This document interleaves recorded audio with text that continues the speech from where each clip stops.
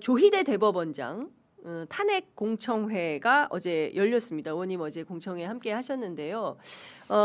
정청래 대표가 이 그만두는 것도 다 때가 있다.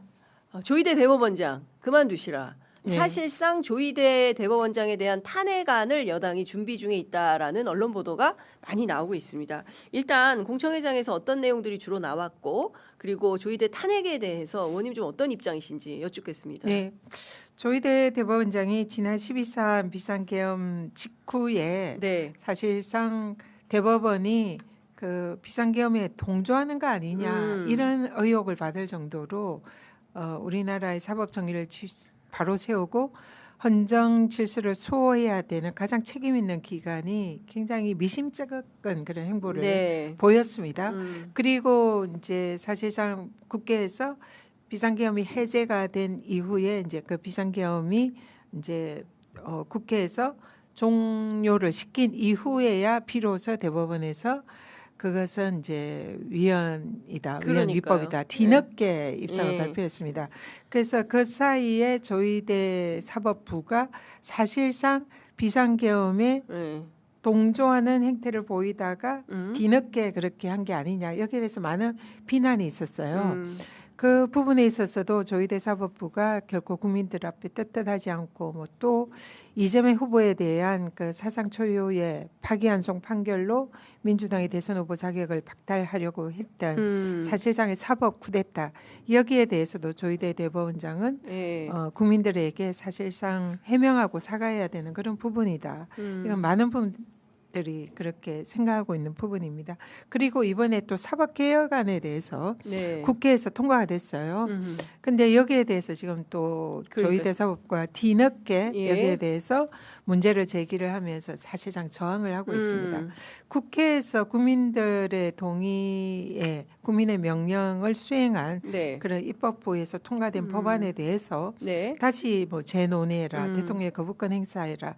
이것은 매우 부적절하고요. 그 일종의 사법부가 입법부에 대한 그 입법권의 침해다 이렇게 볼 수밖에 없고요. 이것도 헌법 침해 위반의 논란이 있을 그런 사안입니다. 그 정청래 대표가 지난번 비상계엄 때 뒤늦게 위헌이다 얘기한 거는 마치 대한민국이 강복이 된 이후에 대한독립 만세 8월 16일부터 독립운동하는 사람들. 네, 그게 아니냐. 근데 이번에도 이제 사법개혁에 대해서 국회에서 이미 다 통과했더니 뒤늦게 이렇게 발목을 잡는 게 똑같은 그런 게 아니냐 이런 이제 발언을 했는데요. 어쨌든 지금 조희대 대법원장에 대해서는 헌법 질서를 존중하지 않고 상권 분립을 훼손하고 그리고 실질적으로 그 윤석열 비상계엄에 동조하면서 또 그 정치에 개입한 이재명 후보의 그 대선 후보 자격을 박탈하려고 한 이런 여러 가지 헌법 위반 혐의들이 지금 많이 제기가 되고 있습니다. 그래서 탄핵 사유가 충분하다 이런 이제 판단을 하고 있는데요. 근데 탄핵을 언제 그러면 추진할 거냐?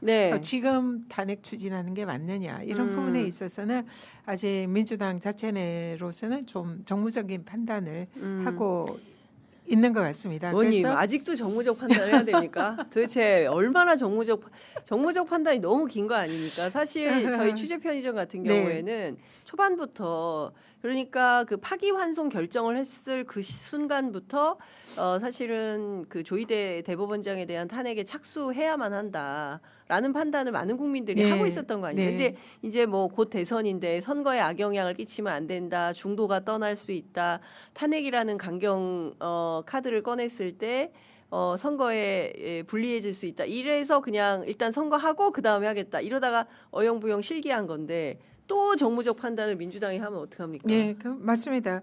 저도 지금 지방선거를 뛰는 선수의 입장에서 또 선거가 다가오고 있네요. 지방선거를 뛰는 선수의 입장에서 그런 제가 정무적인 판단을 했다면 어제 그 탄핵 공청회에 제가 주최자로 이름을 올리지 않았을 겁니다. 그래서 분명히 지금 조희대 사법부에 대해서는 국민들의 비난이 높고 그동안 해온 행태들이 이런 여러 가지 헌법 위반의 소지가 매우 많은 상황에서는 충분히 탄핵 소추의 사유가 될 수 있다.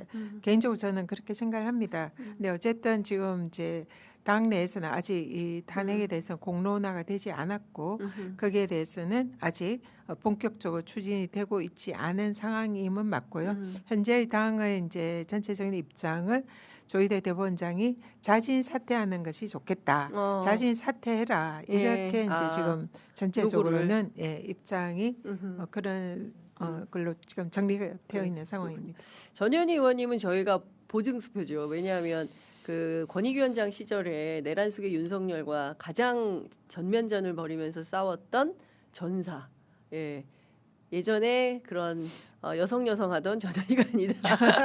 머리 좀 뻥해가지고 다시 여성 되시긴 하셨지만, 아이 그거야 뭐.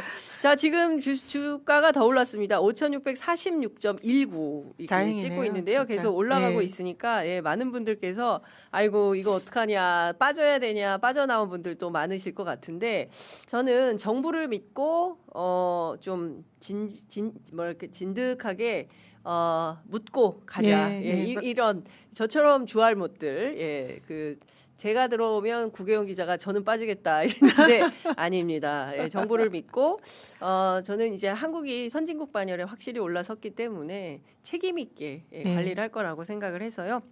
오늘 하여튼. 이재명 대통령께서도 어제 필리핀 이제 밤에 오셨어요. 방문을 하시고 밤늦게 오셔서 아마 지금 하고 계실 것 오늘 같은데요. 아마 임시 국무회의가 오전 10시에 있습니다. 개최를 해서 이 사안에 대해서 이제 또 정부 차원의 대책을 세울 거라 그렇습니다. 말씀하신 대로 이재명 정부를 믿고 이재명 대통령께서 이 상황에 대해서 아주 슬기롭게 잘 극복을 하실 거다 생각합니다.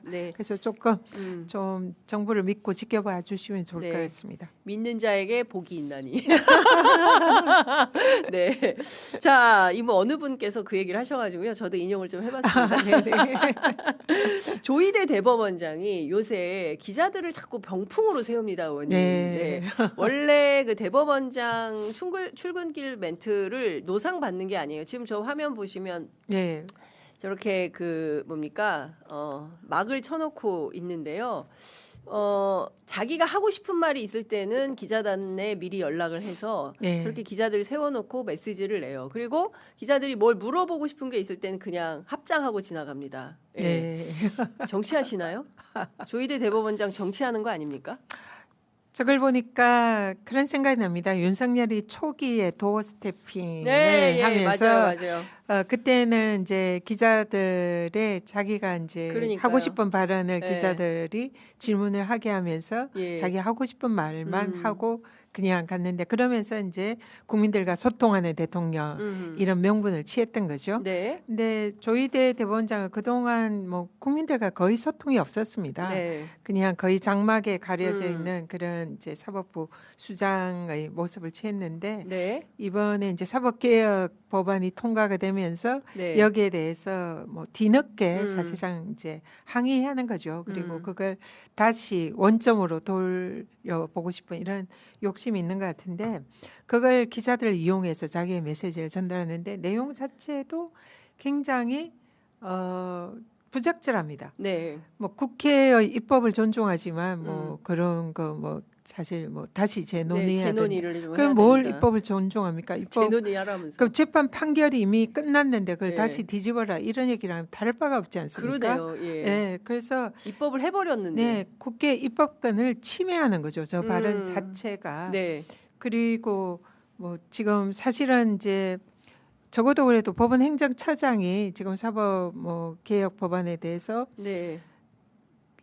책임지고 사퇴하겠다. 사실 그걸 책임지고 사퇴하겠다. 그런 행태도 매우 부적절하지만 어쨌든 법원 입장에서는 행정처장이 사퇴를 했는데 그러면 가장 책임져야 할 당사자는 조희대 대법원장 아닙니까? 근데 그 밑에 자기 대법관을 방패 삼아 자기는 계속 대법원장직을 지키면서 오히려 사법부가 입법부를 비난하는 이런 모양새는 책임 있는 대법원장의 자세로서는 매우 좀 부적절한 게 아닌가 그렇게 봅니다. 그러니까요. 지금 끊임없이 재판소원 제도에 대해서 4심제 프레임을 씌우고 있는데 전혀 먹혀들지가 않습니다. 이미 이제 87년 유월항쟁 이후에 88년에 재판만 제외, 이렇게 재판은 제외, 이렇게 네. 5글자로 사법부만 빠졌던 거 네. 아니겠습니까? 근데 이거를 원안대로 돌리는 건데 그 부분에 대해서 끊임없이 사법부가 마치 뭐 국민들한테 엄청난 피해와 혼란이 있을 것처럼 주장을 하고 있어요. 먹히진 않습니다. 여론 시장에 전혀 먹혀들진 않는데 네. 이렇게까지 목리를 부리면서 지금 대법관을 끝까지 임명제청을 안 하고 있습니다. 특히 청와대에서 원하는 분은 김민기 대법관 후보자인데요. 그분이 뭐 헌법재판관 남편을 두고 있어서 이해충돌 사유가 돼서 이 사람은 안 된다라고 해서 일종의 버티기를 하고 있다는데 이 문제는 좀 어떻게 봐야 됩니까? 일단 재판 소원이 사심죄라는 음. 주장 그는 말이 안 되고요. 네. 법원은 법률에 따른 음. 거기에 이제 기초해서 재판을 하는 거고요. 헌법재판은 헌법 위반이냐, 그러니까 법에 규정된 기본권을 침해하느냐 이 네. 판단하니까 서로 판단한 대상이 다르고 소송물이 다릅니다. 기능이 예. 권능과 기능이 다른 그리고 거죠. 무엇보다 이 위헌이냐 아니냐 판단하는 거는 헌재가 합니다. 그렇습니다. 헌재가 이거는 합헌이다 이미 판정을 했어요. 예. 이걸 뒤집을 수 없습니다. 예. 근데 조희대 대법원장이 국회 입법 통과된 것도 뒤집으려고 하고 헌재의 판단도 뒤집으려고 하고 참. 대법원이 지금 모든 국가기관의 가장 최상위 기관인 양 지금 그런 최고지도- 행태를 하고 있는 거예요. 하메네입니까? 그래서 네. 무슨 최고 지도자예요? 예. 그러니까 그런 매우 부적절한 그런 행태를 하고 있다 이렇게 보고요.